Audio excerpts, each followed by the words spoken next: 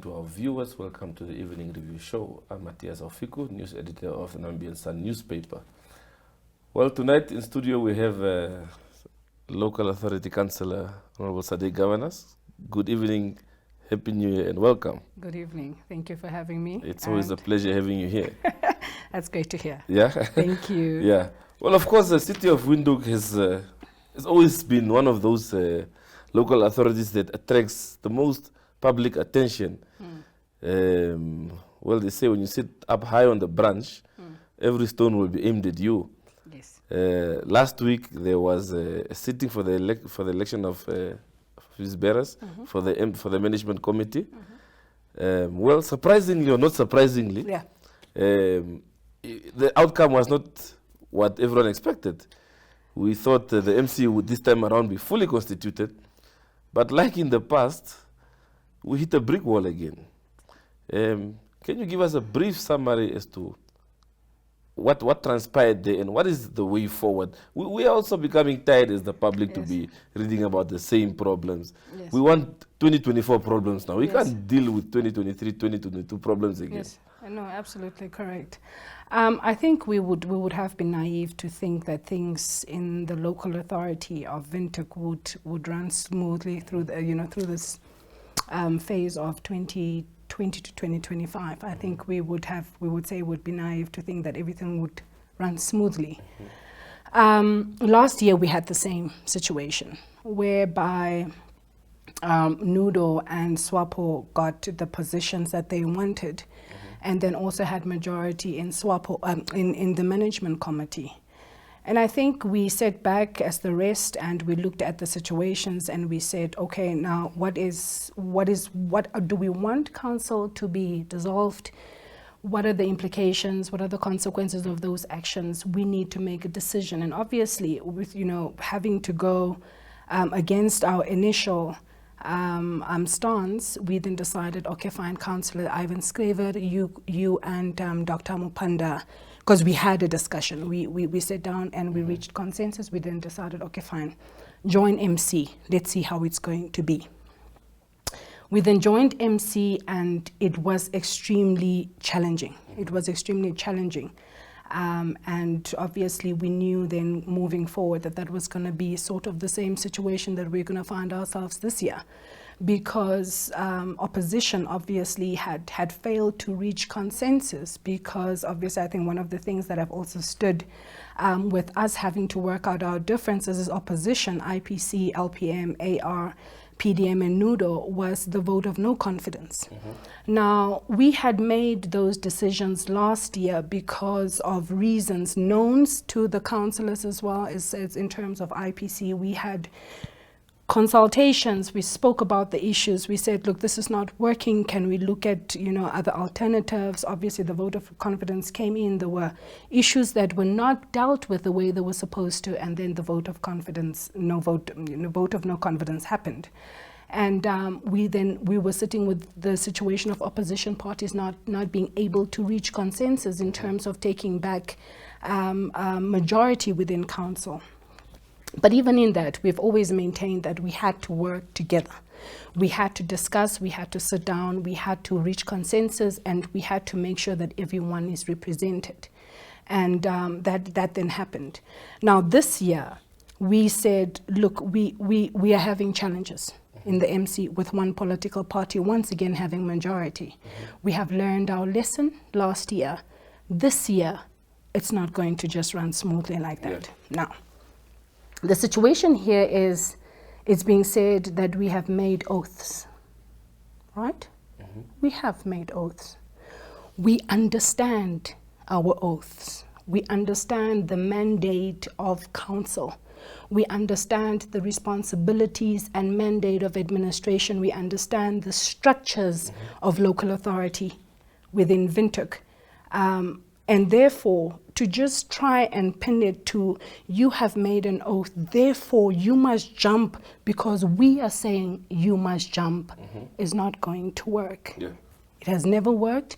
It will not work again. Yeah.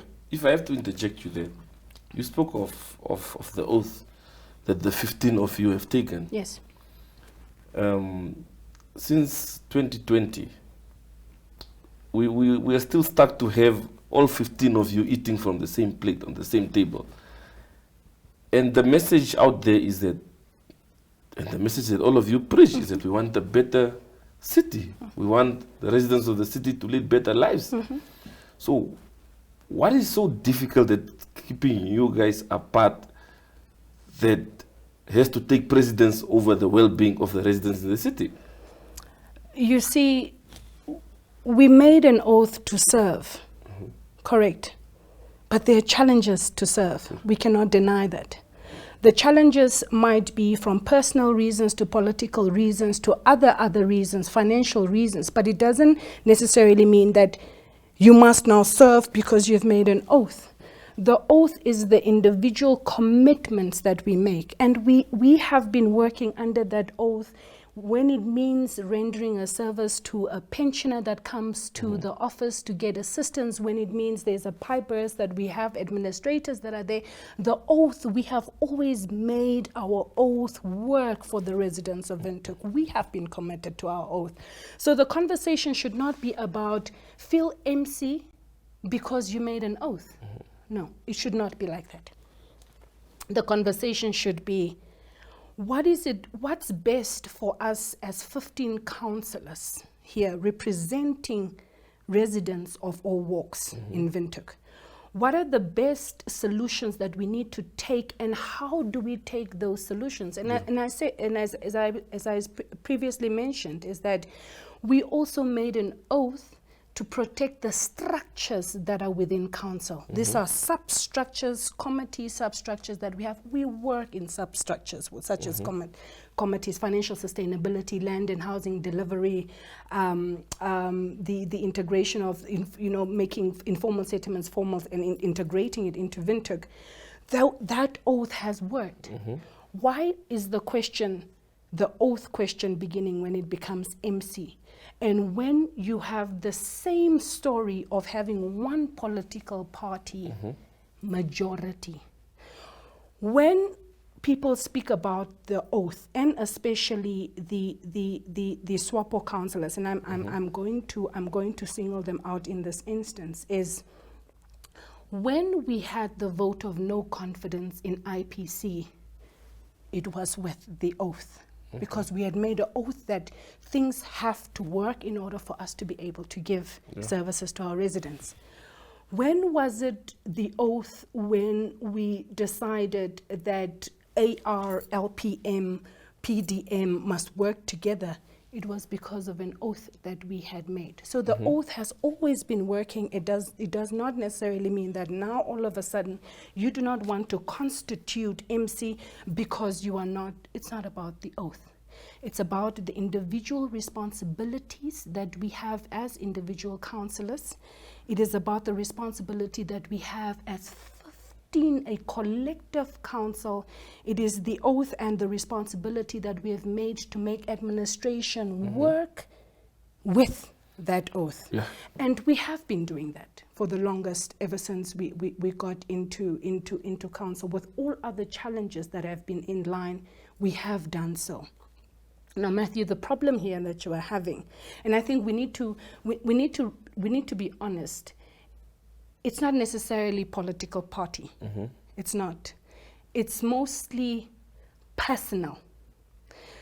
Why do I say that? I say that because when we have to make a decision, a simple decision, we are unable to make that simple decision because someone specific has said a opportunity or a solution.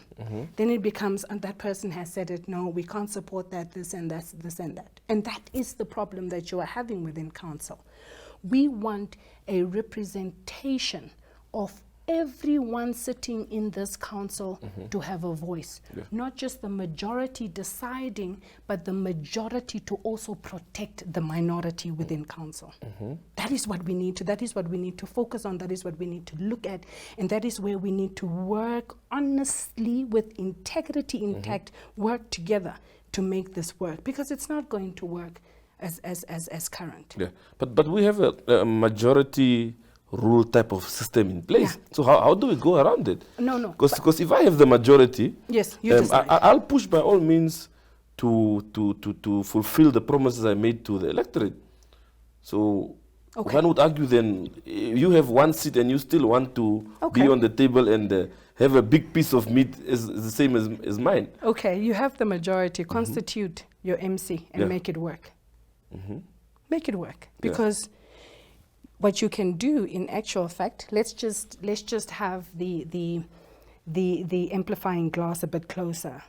You have your deputy mayor who's Nudo. You have put them there because you have seat 6. Resign from the deputy position and constitute MC.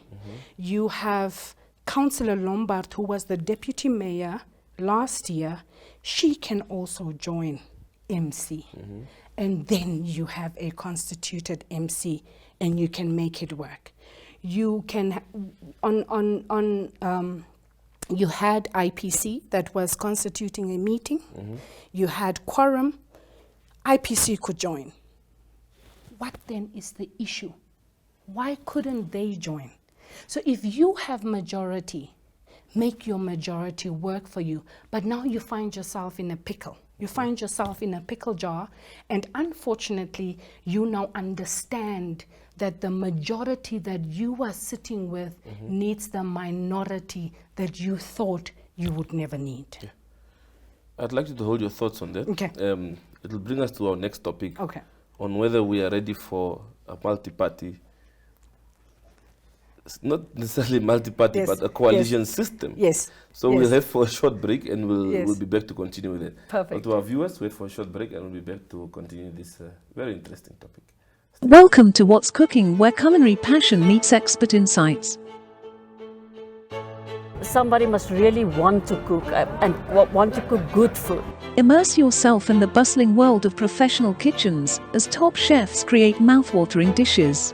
Join us for in-depth interviews as our host explores the experiences and expertise of our guest chefs. Don't miss out. Tune in to What's Cooking on NTV every Friday at 2100 hours and let the culinary adventure begin.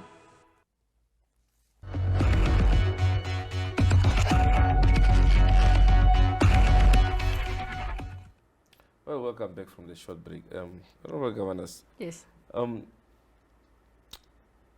The system seemed to have worked, especially when SWAPO was in full control.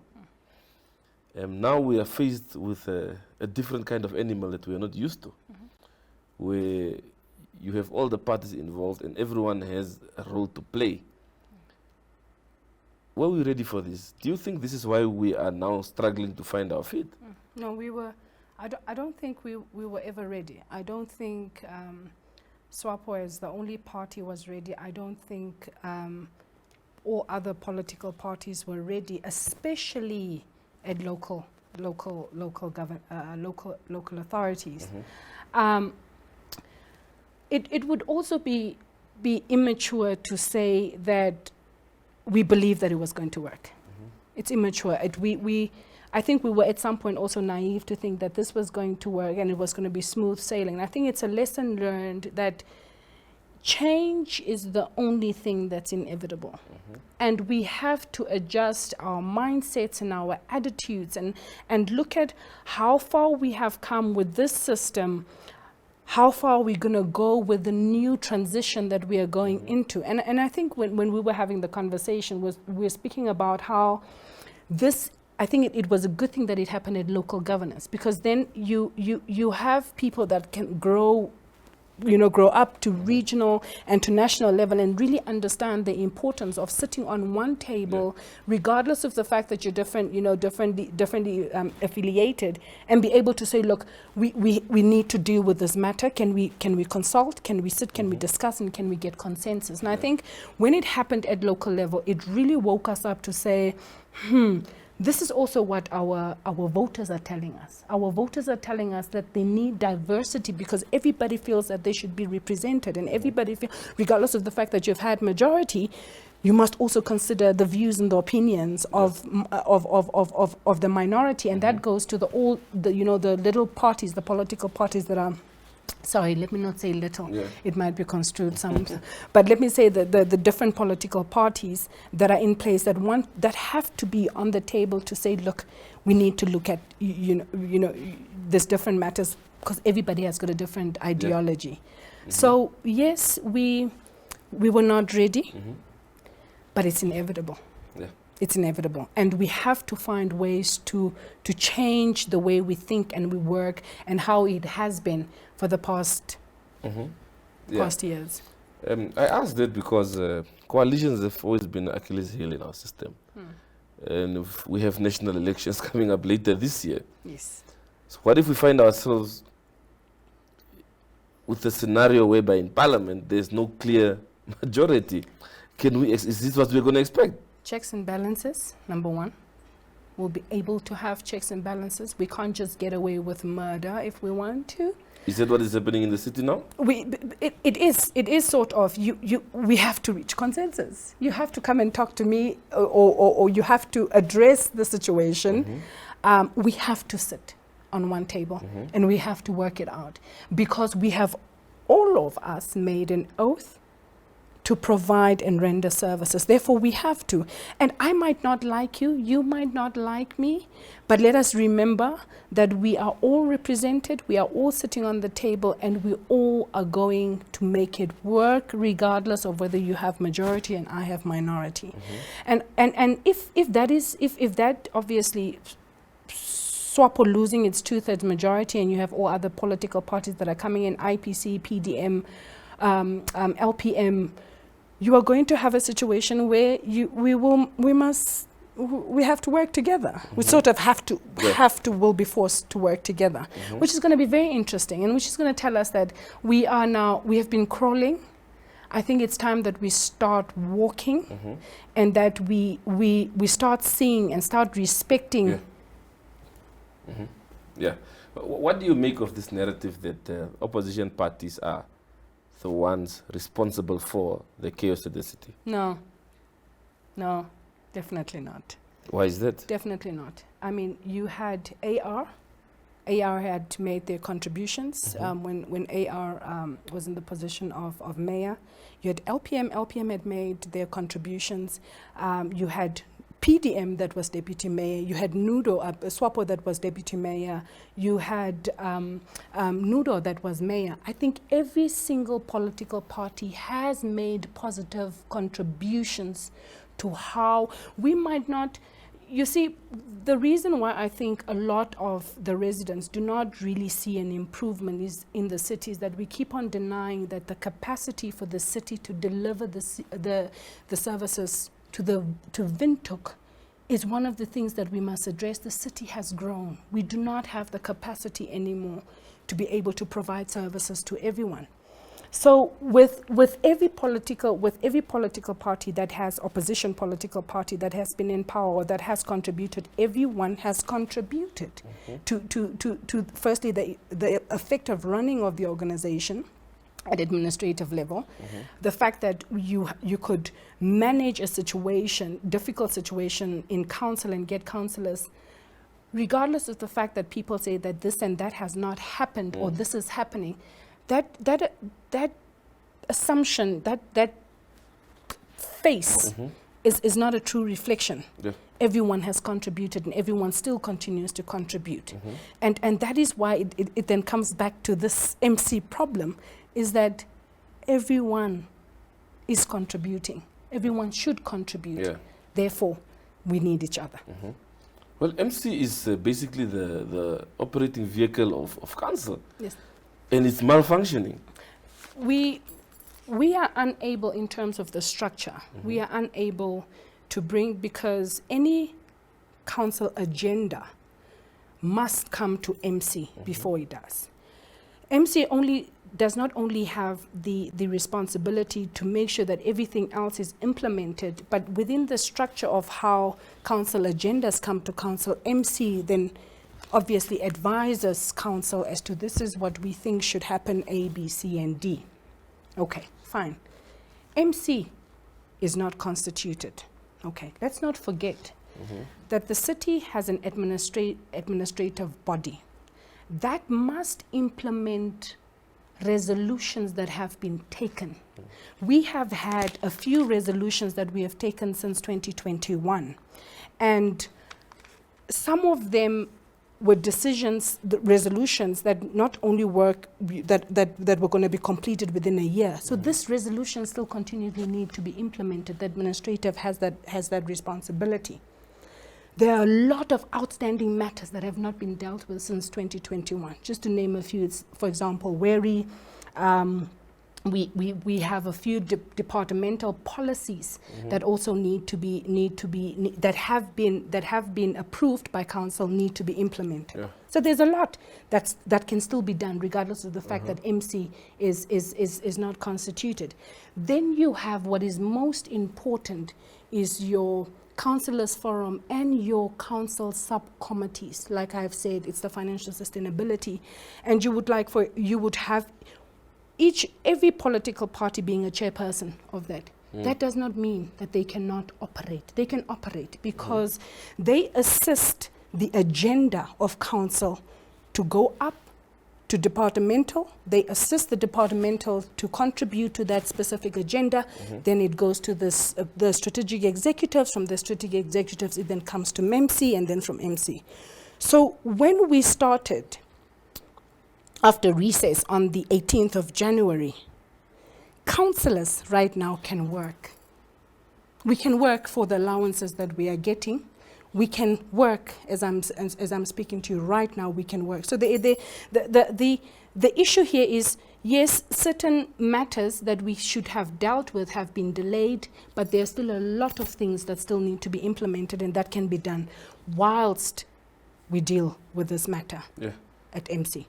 Yes. Just as we are wrapping up, would you say, 2025 is just around the corner? Yes. Would you confidently sit there and say that the city is better off compared to the day you guys took over? Yes, I can say that. There is a lot of decisions that we have taken, especially with the structures of the city, to enable the city to start running effectively and efficiently. You've been having problems, for example, in the city police, tribalism, nepotism. We had to deal with that. We had to deal with issues where there has been sexual abuse, there has been alcohol and drug abuse. You deal with that. We have really gotten people into the right positions so that we can deal with these matters, because it ranks and it goes down. We have had obviously we have the CEO. I can't really say it's an achievement, because it's a structural, it has to happen. We have to have a CEO. So that obviously had a lot of political influence, and it made it extremely very difficult, and people wanted to run the show as best as they can. We came in and we had Jenny Komali with her team and all other structures, departments involved, had approved that we do our finances according to IPSAS. There was no accounting system happening at the city at some sort that could really honestly say that we are managing the city properly. We have had to deal, we had the opportunity to also get Manda, one of the strategic executives that is still trying to sort out the land issue, and the land that has been given to people because we're friends and family and we can just do as we please. We have really dealt with issues, structural issues of the city. So I can honestly say we have done better under the circumstances that we received, that we got into council when we got into it. And I think there was really a rejuvenated sort of energy and hype that, at least other people can also be given the opportunity to lead, and that others can also make a difference within the system. So that's what I can confidently really say, we have made a difference. Lastly and very briefly, what is the biggest challenge as far as land provision is concerned, affordable land that is? What is the biggest stumbling block? Servicing and availability of land. I think when people really look at around and they see this vast land that is there, I'm sure you'd be able to, once you go to the side of Rehoboth, Simbabasia, that is sort of like the only land that is still available, and then you would go around back to the informal settlements. So the land that you would really say is still available, that we can really develop service and be able to provide housing, is the informal settlements, and then coming back here around Simbabasia. We have an aquifer, right? So much of that land we can't really also develop. But we have to get new ways of doing things, like for example, looking at the housing. Not everyone can be given a plot because the population keeps on growing. You know, 5 of your children are going to go out and they would want individual residential plots that within the next 5 to 10 to 20 years will be difficult to provide. So you'd have to look at mixed development within the city, which we're currently busy with in terms of the structural plan for the next 20 years. So with the land, it's servicing of land, cleaning the books of the city to be able to have financial opportunities, and then to look at mixed development, because there is a sort of, when we're talking about the boundaries of Windhoek, not the boundaries of Windhoek, but where we are currently, those are the challenges. Those are definitely the challenges. Because remember when the borders of the city was expanded to Groot Obe, there is land, some of them private, but it's the servicing of that land to be able to provide, and then all other transportation, all other walks into that. So the challenges, I think, is servicing of land, as well as the availability of land. And then we have to honestly start thinking about the structural plan of Windhoek for the next 45 years to 50. Well, Honorable Gawanas, thank you very much for your input and your time this evening. You're more than welcome. And we wish you well in your work. Thank you very much. Thank you very much. Well, to our viewers, that's it from the Evening Review team. See you again tomorrow, same time, same place.